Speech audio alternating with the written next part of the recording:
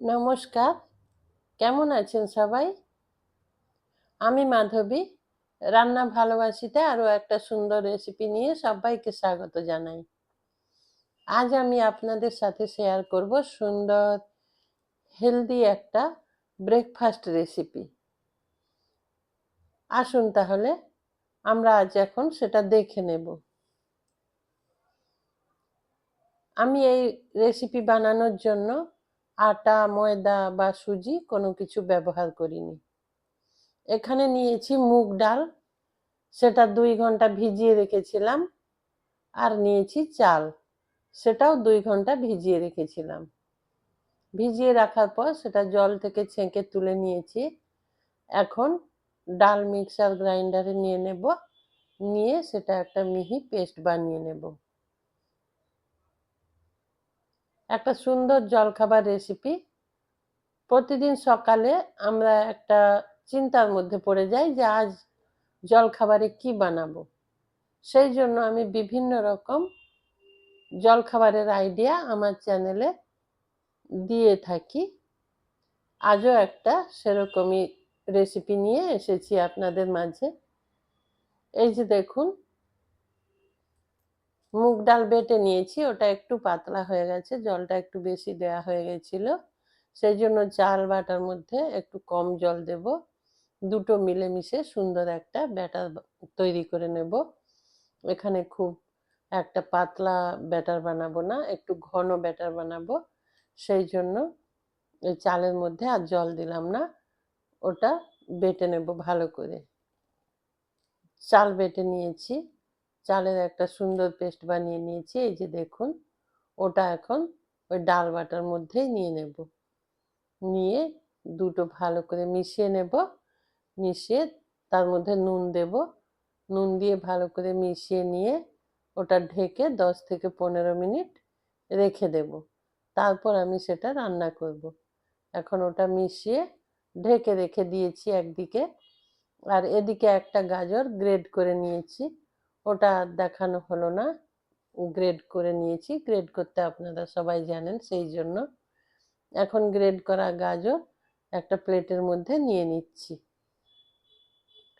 আর ওদিকে আমি কিছু ধনেপাতা কুচিয়ে রেখেছি। এই সব কিছু দিয়ে আমি বানিয়ে নেব আজকের ব্রেকফাস্ট রেসিপি।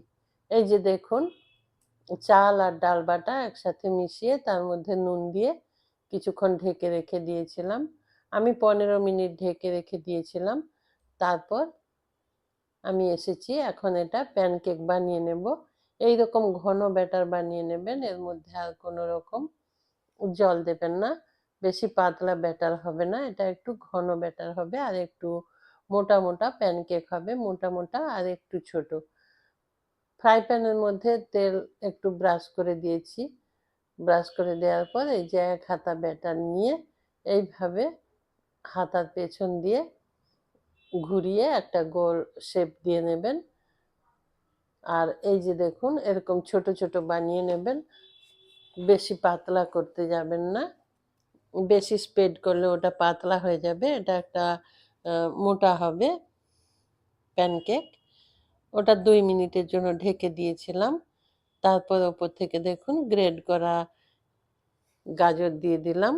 আর দিয়ে দেব কুচনো ধনেপাতা দিয়ে স্প্যাচুলা দিয়ে একটু চেপে চেপে দেব। তারপর ওটা উল্টো দিকটা উল্টে দেব। এইভাবেই আমি প্যানকেকগুলো রেডি করব এক এক করে। আপনারা যারা দেখছেন প্লিজ একটা লাইক দিয়ে ভিডিওটা কন্টিনিউ করুন। এর মাঝে আমি একটা আলুর তরকারি বানিয়ে নেব, যেটা এই প্যানকেক দিয়ে খেতে খুব ভালো লাগবে। এই যে দেখুন, একটা স্প্যাচুলা দিয়ে ওই গাজর আর ধনেপাতা একটু চেপে চেপে দিলাম। এবার উল্টে দেব, কিন্তু উল্টো দিকটা বেশি কুক করব না, হালকা করে কুক করে নেব। জোর 1 মিনিট কুক করব। আর এই প্যানকেক বানিয়ে নেওয়ার সময় গ্যাসের ফ্লেম অবশ্যই লো টু মিডিয়ামে রাখবেন। খুব বেশি হাই হিটে রাখবেন না, তাহলে নিচের দিকটা পুড়ে কালো হয়ে গেলে খেতে ভালো লাগবে না। দেখুন সুন্দর হয়ে গেছে। এটা প্রথম দিকটাই ভালোভাবে কুক হয়ে যায়, সেই জন্য উল্টো দিকটা আর বেশি কুক করার দরকার নেই, হালকা করে কুক করলেই হবে। আমি আবারও একটা দিয়ে দেব। তার জন্য এই যে তেল ব্রাশ করে নিচ্ছি ফ্রাই প্যানে। তারপর আবার ঠিক একইভাবে এক হাতায় করে এই যে এক হাতা তুলে নেব, আর হাতার পেছন দিয়ে এইভাবে ঘুরিয়ে এটা একটা গোল শেপ দিয়ে নেব। বেশ সুন্দর ছোট ছোট প্যানকেক, দেখতেও খুব সুন্দর লাগবে। আপনি বাচ্চাদের টিফিনে দিতে পারেন, আর লাঞ্চ বক্সেও দিতে পারেন। বাচ্চাদের সকালবেলা জলখাবারে বা রাতের ডিনারেও এটা খেতে পারেন। আবারও একটা ফ্রাই প্যানে দেওয়ার পর ঢেকে দিয়েছি। আর এদিকে চলুন ওই প্যানকেকের সাথে খাওয়ার জন্য সুন্দর একটা আলুর তরকারি বানিয়ে নেব। সুন্দর আর সিম্পল একটা আলুর তরকারি। তার জন্য কড়াই গরম করে সেখানে তেল দিয়েছি। তেল দেওয়ার পর হাফ চামচ কালো জিরে দিয়েছি। এখন দিয়ে দেব কিছুটা কুচনো কাঁচা লঙ্কা। লঙ্কার ব্যাপারে আজ আমি আবারও বলবো, লঙ্কাটা আপনারা বুঝে দেবেন, কীরকম ঝাল পছন্দ করেন সেই বুঝে, কিংবা যদি বাড়িতে বাচ্চা থাকে সেরকম বুঝে আপনি লঙ্কা ব্যবহার করবেন। ওদিকে ফোড়নের মধ্যে লঙ্কাটা দিয়েছি, এদিকে এই প্যানকেকটার উল্টো দিকটা হয়ে গেছে। ওপর দিকে ঠিক একইভাবে কিছুটা কুচনো গাজর, গ্রেড করা আর কি, গ্রেড করা গাজর আর একটু ধনেপাতা দিয়ে একইভাবে স্প্যাচুলা দিয়ে চেপে চেপে দিয়ে ওটার উল্টো দিকটা আবার কুক হওয়ার জন্য দিয়ে দেব। আপনারা যারা আমার ভিডিওটা দেখছেন, আমার চ্যানেলটা যদি না সাবস্ক্রাইব করে থাকেন তাহলে প্লিজ আমার চ্যানেলটা সাবস্ক্রাইব করে ডান দিকে থাকা বেল আইকনটা প্রেস করে দেবেন আমার রান্নার সমস্ত নোটিফিকেশন পাওয়ার জন্য। এদিকে লঙ্কাটা ভালো করে ভেজে নিয়ে ওপর থেকে আলু দিয়ে দিয়েছি। আলু একটু নাড়াচাড়া করে নেব। আর এদিকে প্যানকেক হয়ে গেছে প্রায়, এটা তুলে নেব। তুলে নিয়ে আবারও একটা দিয়ে দেব। এইভাবে একইভাবে প্রত্যেকটা প্যানকেক রেডি করে নেব। খুব সুন্দর হেলদি একটা জলখাবার রেসিপি। আপনারা বয়স্ক মানুষ কিংবা বাচ্চা সবার জন্য এটা খুব উপযোগী একটা রেসিপি। হেলদি তো বটেই। ডাল বাটা দিয়েছি, দেখুন তেল খুব অল্প পরিমাণে দিচ্ছি, আর অল্প হলেও এর মধ্যে সবজি দিচ্ছি, সেই জন্য খুব হেলদি একটা রেসিপি। আবারও একটা দিয়ে দিলাম, দিয়ে আবার ঢেকে দেব ওপরে। ঢেকে দিয়ে আমি চলে যাব আলুর তরকারির দিকে। এটা আবারও দেখুন হয়ে গেছে। ওপর দিকে আবারও দিয়ে দিলাম গাজর আর ধনেপাতা। এই যে সব একইভাবে দিয়ে দেব। দেখতে কত সুন্দর কালারফুল লাগছে দেখুন। সেই জন্য বলছি বাচ্চাদের সামনে দিলেই ওরা আনন্দ করে, দেখতে সুন্দর হলেই বাচ্চারা খুশি হয়, সেটার প্রতি তাদের ইন্টারেস্টটা বেশি হয় যখন সেটা কালারফুল হবে, তাই না? এদিকে আলু তরকারিটা হচ্ছে, আমি নাড়াচাড়া করে নিচ্ছি। তারপর এখানে খুব অল্প পরিমাণে আমি হলুদ দিয়ে দেবো। হলুদটা খুব অল্পই দেবেন, বেশি হলুদ দেওয়ার দরকার নেই। এখানে তো আমি কোনো মশলা ব্যবহার করব না, সেই জন্য হলুদটাও একটু কম দেব, কেমন?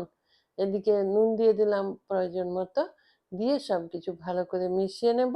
মিশিয়ে নেওয়ার পর জল দিয়ে দেব পরিমাণ মতো, আলু সেদ্ধ হওয়ার মতো জল দিয়ে দেব। জল দিয়ে ওটা ঢেকে সেদ্ধ হওয়ার জন্য রান্না করে নেব। এই দেখুন সব কিছু মিশিয়ে নিয়েছি, এখন জল দিয়ে দিচ্ছি। জল খুব বেশি দেওয়ার দরকার নেই, আলু সেদ্ধ হওয়ার মতো দিলেই হবে। তারপর জলের সাথে আলু সব কিছু ভালো করে মিশিয়ে নিয়ে এটা ঢেকে দেবেন। ঢেকে দিলে কি হবে, আলুটা তাড়াতাড়ি সেদ্ধ হয়ে যাবে। সকালে তো জলখাবারটা আমাদের ঝটপট বানাতে হবে, সেই জন্য এই সব কিছু যত তাড়াতাড়ি হবে সেদিকে আমাদের খেয়াল রাখতে হবে। আলু ঢেকে সেদ্ধ করে নিয়েছি, এখন দেখে নেব সেদ্ধ হয়েছে বা কি, সেদ্ধ হয়েছে কি না।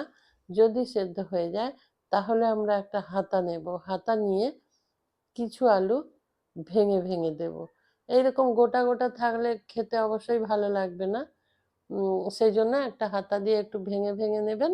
তাতে দেখবেন যে খেতেও ভালো লাগছে আর দেখতেও ভালো লাগছে। এই যে আলুর সিম্পল একটা রেসিপি, এটা সাদা আলুর তরকারি, এটা দিয়ে লুচি খেতেও খুব ভালো লাগে। লুচির সঙ্গে এই আলুর তরকারিটা খুব বেশি ভালো লাগে। আর এই রেসিপির প্যানকেকের সাথেও দেখবেন বেশ ভালো লাগবে। একটু ভেঙে ভেঙে দিয়েছি। এখন একটা কাঁচা লঙ্কা ছোট ছোট করে কেটে নিয়েছিলাম, আর কিছুটা ধনেপাতা এর মধ্যে দিয়ে দেব। যেহেতু আজ আলুর তরকারিতে কোনো রকম মশলা ব্যবহার করিনি, ধনেপাতার পরিমাণটা একটু বেশি দিয়ে দেব। দিয়ে সব কিছু একটু ভালো করে মিশিয়ে নেব। মিশিয়ে নিলে দেখবেন খুব সুন্দর একটা ফ্লেভারের আলুর তরকারি হয়েছে। আর সব শেষে কি দিলাম বলুন তো? একটু লেবুর রস, খুব বেশি দেবেন না, টক হবে না, কিন্তু সুন্দর লেবুর একটা ফ্লেভার আসবে। সেই জন্য লেবুর রস দিয়ে ভালো করে মিশিয়ে নিলাম। মিশিয়ে নিয়ে আলুর তরকারি কমপ্লিট করে নেব। তারপর আমি সব কিছু পরিবেশন করে নেব। আপনারা যারা ধৈর্য ধরে এতক্ষণ আমার সাথে ছিলেন, সবাইকে আমার অসংখ্য ধন্যবাদ আর আন্তরিক ভালোবাসা। এই যে দেখুন, আলুর তরকারি রেডি হয়ে গেছে, প্যানকেকও রেডি হয়ে গেছে। এই প্যানকেক আপনি সকালের জলখাবারে কিংবা ডিনারেও খেতে পারেন। যখন আপনার খুশি তখনই এই প্যানকেক খেতে পারেন। এই যে সব কিছু রেডি হয়ে গেছে, এখন পরিবেশন করে দিচ্ছি। ভালো থাকবেন সবাই, সুস্থ থাকবেন। আবার দেখা হবে আবার একটা নতুন রেসিপি নিয়ে। নমস্কার।